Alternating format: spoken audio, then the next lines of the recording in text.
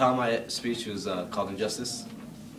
So I believe there's like a lot of injustice in this world because we as humans, like, we just constantly want to kill each other. Like, take all the wars that we've been in, and like no one really answers for these wars that we've been in, or the killings that happen, or the rapes, or the assaults. Most people never answer to them. Like, I can't remember where I read it, but most murders don't go, like, they usually end up as cold cases because they never find a true killer.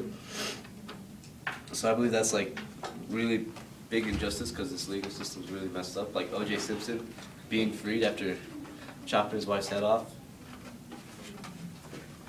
I mean, that was a really big injustice because his lawyer practically bent the legal system to his own will, to like O.J.'s will, so he can't go to jail.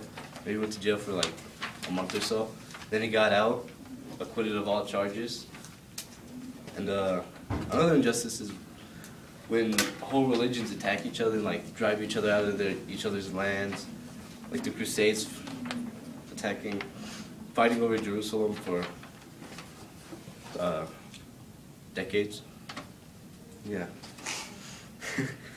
And it's like the Israeli and Palestinian conflict, which is going on for almost 7 decades now. There's like a whole lot of injustice on each side, like war crimes that nobody calls them out on, and sanctions in each place. Sanctions in the Palestinian home country that nobody calls them out on. And another injustice is the banks taking away your home because you missed like payment, so they take your home from you.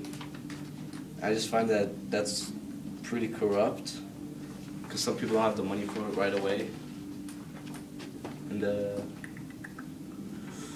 I think the worst injustice to me is the school system because they have it based on a grading scale of like A through F, which can't really base someone's knowledge on that.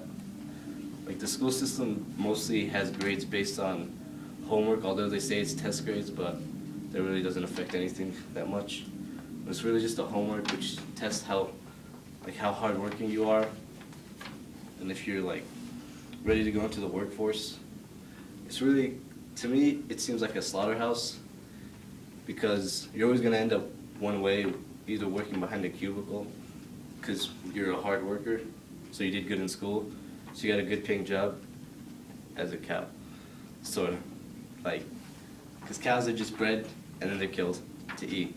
And we start as children, we're learning all this stuff, and then we're just not literally eating, but our souls are, because we're stuck in a cubicle till we die, pretty much. And